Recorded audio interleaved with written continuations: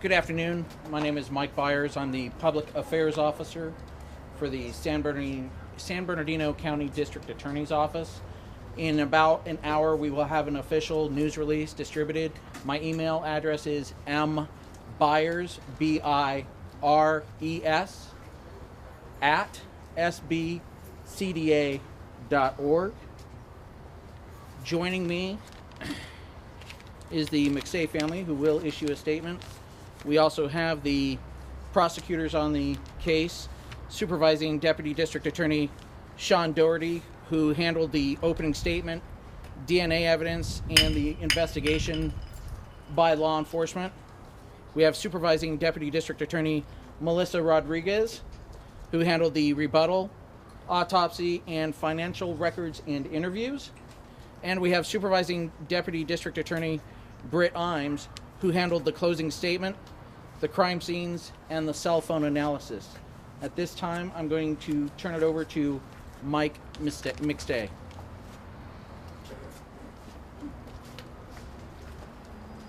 I know a lot of you have been with us, from the beginning. I see some familiar faces. When this first started, it was a missing persons case. Obviously, today we got some closure to it all. So I really just wanted to come out here to say thank you for supporting us, for supporting our family. I personally am happy with the verdict. I think it was correct and fair. He got a fair trial, and the jury spoke.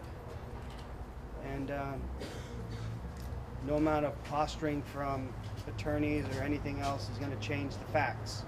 And the facts are he's guilty, life without the possibility of parole for my brother, 3 counts of the death penalty for my sister-in-law and my 2 nephews. And that's it. Case closed. Thank you.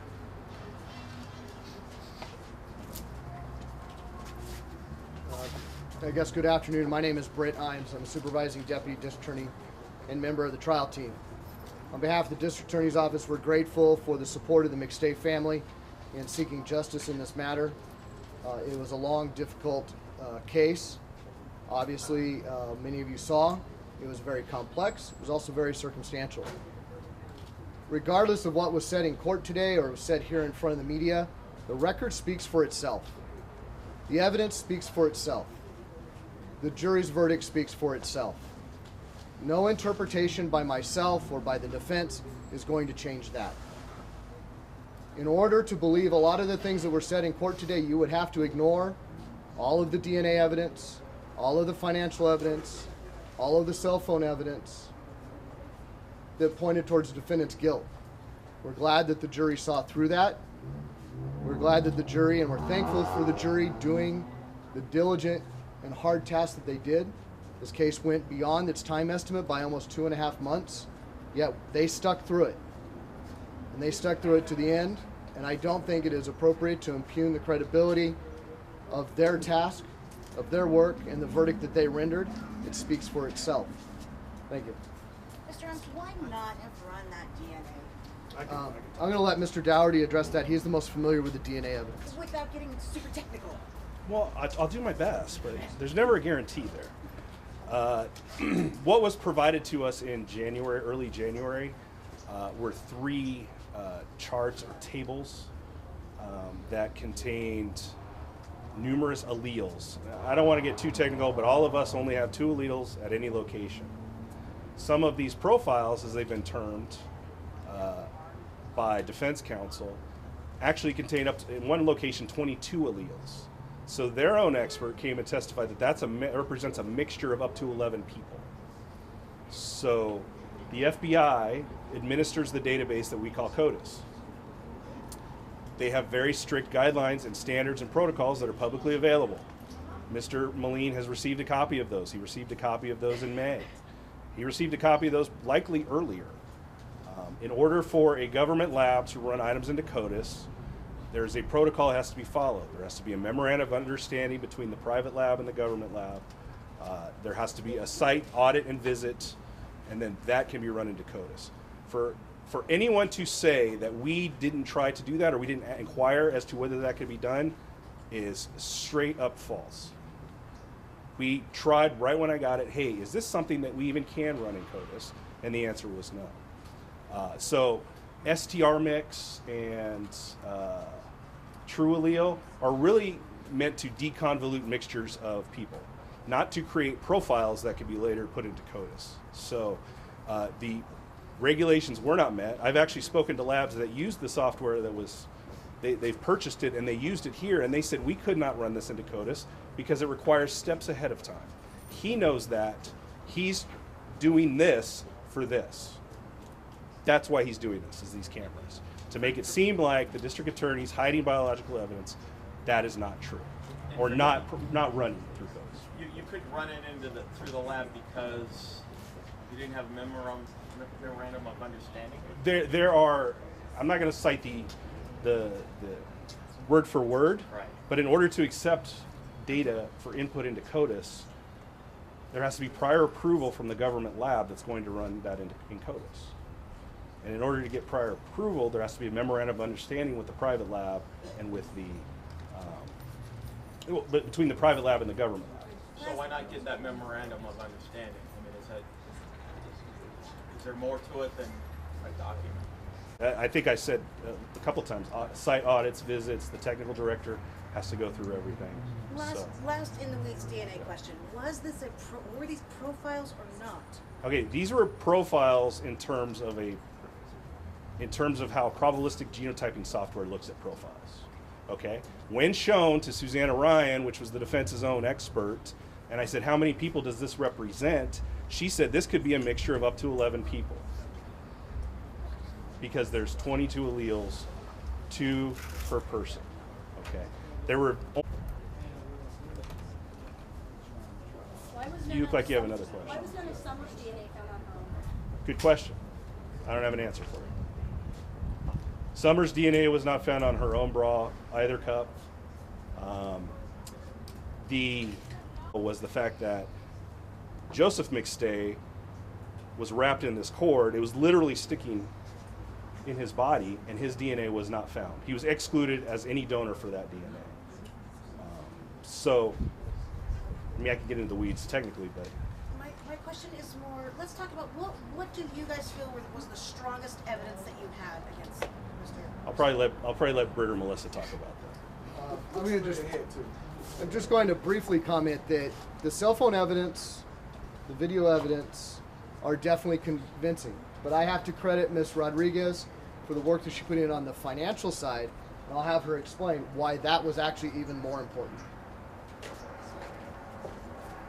Well, the financial evidence, we believe, provided the motive for the actual murders in this case. There was a lot of evidence that detailed the QuickBook records in the business to show that the defendant had actually been taking money from the business and writing checks to himself and deleting those checks, calling into QuickBooks and canceling the subscription for QuickBooks after the fact, as well as an email that was discovered within the computer of the McStay family home detailing that the defendant owed Joseph McStay somewhere in the neighborhood of $42,000.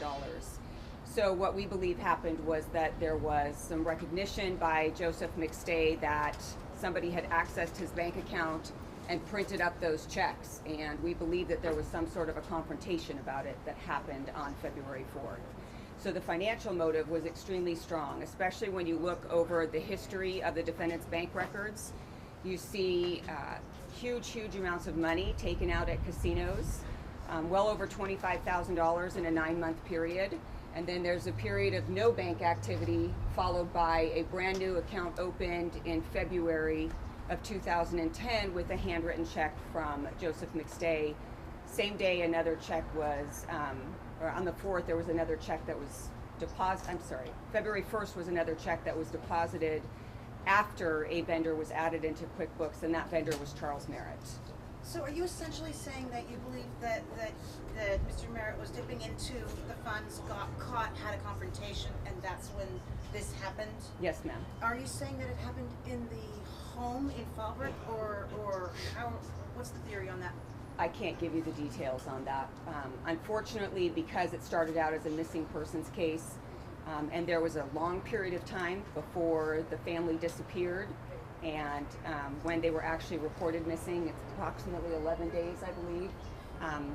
We're not able to tell you exactly where the crime occurred. Are there any other questions? Yeah, We're going. Oh, go ahead. Mr. Mullane had suggested, not these exact words, but that you guys would have trouble sleeping tonight over this conviction. What do you say to that? I guess, first, the repeated accusations of defense counsel disparaging our integrity, our ethics, and even the jury's integrity are completely unwarranted.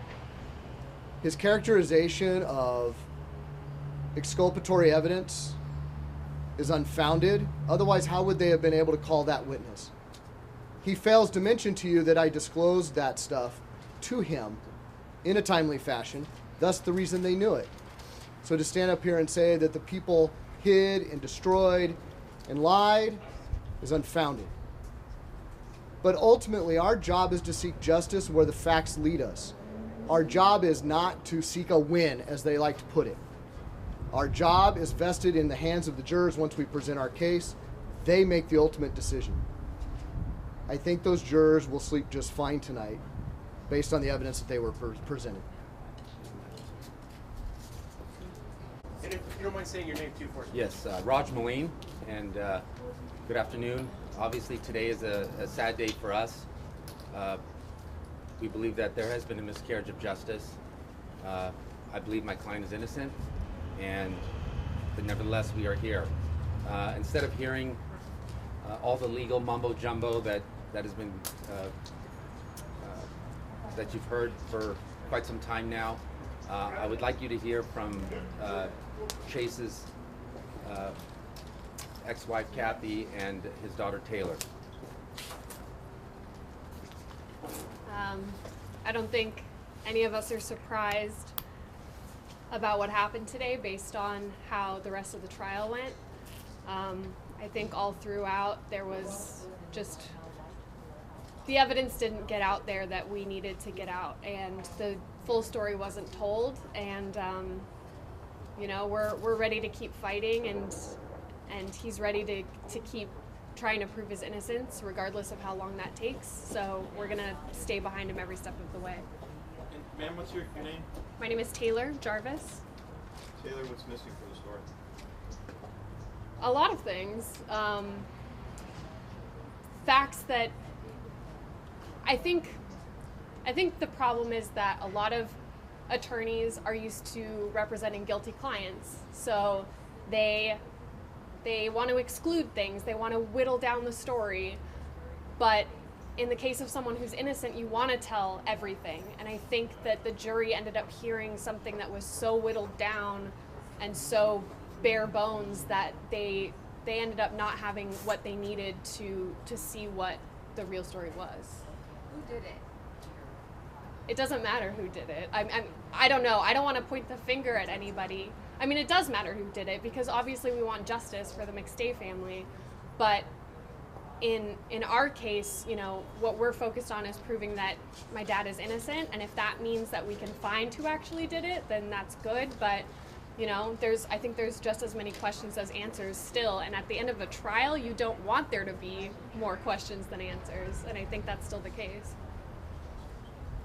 To answer your question as to who did it, one possible way to get to that answer is to to do the single key submissions of the 3 profiles that were provided to the prosecution, who the only really people who can run it. But they have chosen since day one, since they got those profiles, to not run those profiles through CODIS to see if there is a match. And they cite irrelevant statutes and regulations as to why they can't run it. But I can assure you, ladies and gentlemen, it would take a few minutes, literally a few minutes, as per the testimony of Dr. Mark Perlin, who testified in the trial and provided those 3 profiles to the prosecution. That would, for starters, just let's see if there's a match in CODIS. That's one way to get to the answer of to that question.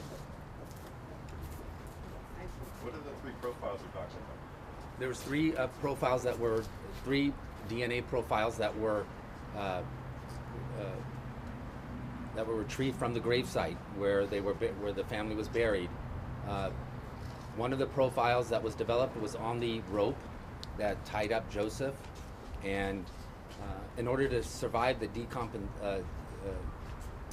decomposition fluid that happens, that destroys DNA generally, in this case, in the knots that were in that rope, DNA could survive. In fact, the prosecution's own experts swabbed that rope for that very reason.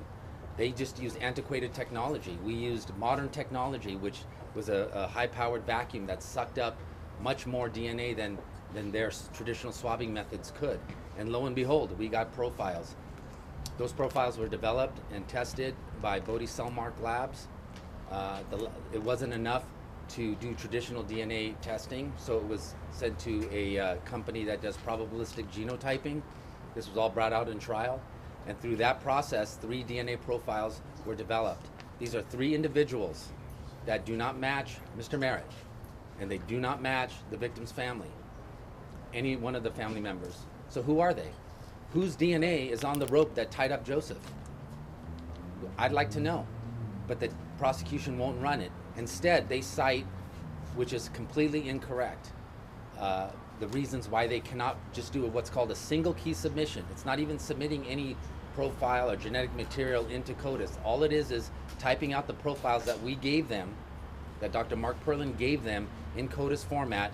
You type a single key submission to see if there's a potential match in the CODIS system, which is a database of all DNA profiles for individuals who have been entered into CODIS through a, because they have a previous arrest or a previous conviction. Mr. Lane, if this DNA is so important, did you guys consider hiring a forensic or genetic genealogist to do it the same way that they caught the Golden State Killer without, allegedly, without running it through CODIS? No, because you can't. We have to run those profiles and test them against existing profiles. Right. So the profiles that we want to test against are the millions and millions of profiles that are in the CODIS system. The only way that can be done is through law enforcement has to initiate it. The district attorney has to initiate it. It can't be the defense. But why didn't you try to do it through a genetic genealogy? Why not go through that way? There's no process by, I'm not sure what you're talking about. The only way to do it is through a law enforcement agency that does these, what they call single key submissions, and that's the only way it can be done.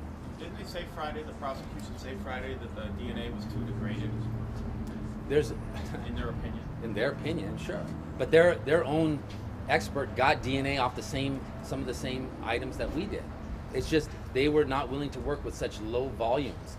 But that's why you have companies like True Allele and StarMix. The county of San Bernardino uses StarMix, which is a probabilistic genotyping software that does the same thing. And that's done all the time because law enforcement and crime solving is not perfect. You're gonna get degraded, low grade, and small amounts of DNA all the time, depending on what the investigation is. Why let that go to waste? So what law enforcement has advocated for years is using probabilistic software to develop profiles from less than perfect samples, and that's what they did. And in this case, we have 3 different profiles. Why won't they run it? Instead of saying, yeah, let's just run it and see what happens, they cite rules and regulations as to why they can't, which are all not true, but they cite those rules and regulations anyway. And to me, it's disingenuous, and it's really indefensible not to do those single key submissions. This is Kathy Jarvis, and she would also like to say something. I still maintain that Chase is innocent of these allegations, regardless of what happened in court. And I would like to ask the public's help at this time, and law enforcement as well, if anybody has any extra information that we don't know about. If somebody didn't come forward with information that we could use to exonerate him, I would really appreciate that they did that. An investigation needs to be launched into how this case was investigated and how it was prosecuted. I think that's really necessary because the outcome of this was just totally unbelievable. Like,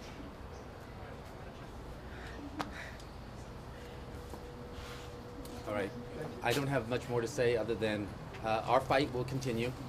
I will not stop because obviously I know that my client is innocent, and we're going to just keep fighting. There's, other than the appeals process, there's not much that I can do at this very moment except keep fighting to maybe get the profiles run through the single key submission, which I will continue to do, and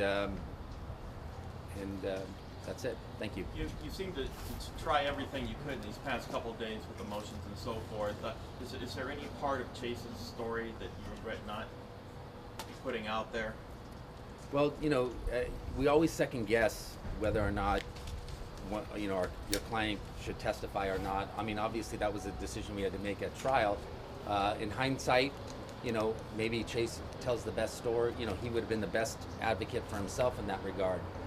You saw him speak today. He's an eloquent speaker. He's very smart. He knows the case backward and forward. He has literally written thousands and thousands of pages. Of the 217 slides that I was prepared to show at the motion for new trial, which we were cut off on Friday from doing, were developed mainly by Chase. So he was the one that developed those slides in terms of the information. Basically, those slides would have taken you down a journey of what these prosecutors have done. They'll never admit it, but they know what they did, which was manipulate the evidence, lie. Some of you who followed the trial saw that one of the DAs in this case withheld exculpatory evidence in a death penalty case. It's unheard of. What kind of prosecutor would withhold evidence that would help a person, would help the accused show that he was innocent? And in this case, it was exculpatory evidence regarding the truck. Their own expert said, essentially, without getting into the technicalities, that was not his truck. Their own expert, and he doesn't forward that information to us. In my book, that's criminal, and that prosecutor should be in jail, in my opinion. There's rules and laws that govern that today in the state of California, and it is a crime for a prosecutor to do that. And that prosecutor, in my opinion, should be in jail. And how he's not, and how he's been able to get away with it all this time, I have no idea, but he has, and that's just the way it is right now. His attempt to replace you Friday, was that just frustration? Is there anything you can I think it share has. on that? I think mostly it has to do with frustration, and who can blame him? I mean, you have a judge that's cutting you off from presenting any evidence to show what these prosecutors did, why he's innocent, and how the evidence has been manipulated away from his innocence through lies and deceit, mainly by the prosecution. Their closing argument is amazing, which was I was going to highlight in my motion, which is everything, literally almost everything they said was a lie. Almost every single thing they said was a lie. So I wanted to highlight that, meaning they argued things that at trial didn't happen or happened another way. So that was what we were going to highlight. Also, I had a video of the way the prosecutors acted when the prosecution acts to belittle the defense, when they act in a way with smirks and those kinds of things, laughing, that demeans the defense, and it gives and if the judge allows that to occur, it gives the jury the impression that maybe there's something to it. Maybe the defense are a bunch of numbskulls. Maybe they don't know what they're talking about, and so that creates an atmosphere, and it certainly creates the atmosphere of an unfair, the potential of having an unfair trial, and that's what happened in this case. And we had a reel of how, because this the entire trial was videotaped, and you could see there was cameras that pointed in towards the prosecutors. So those cameras showed what they were doing during the trial, and that's the video reel that I was going to play for the judge, which he could have missed. Certainly I missed a lot of it. I don't see exactly what they're doing the entire time, would show exactly their conduct. And I think that their conduct did create an atmosphere that was unfair to Mr. Merritt. And they resorted to all of these things. You got to ask yourself at some point, why resort to all of this if you have evidence that he did this? Why do you have to do all of these things? Why do you have to belittle the defense? Why do you have to lie? Why do you have to infer things that are not true? Why not run the DNA? Why do you have to do all of those things if you have evidence that he committed this crime. Put it on. Put the evidence on. They never did. There's not one person and there's not one thing that these prosecutors can say that is evidence of Mr. Merritt's guilt. Not one thing. And to the family and to the jurors who bought into this, it's really sad because it's a hollow victory. Because how is justice done when you have the wrong person? So they have to believe in their mind that Mr. Merritt is the right person for them to have any solace. Because what's worse than the only way to make this tragedy worse is to get the wrong guy, and that's what's happened in this case. So I'm sure that they'll come on and talk about how wonderful they are and so forth, but in reality, they've done a disservice not only to the justice system, but to the family, the jurors that relied on their word, and that's the way we see it. Thank you.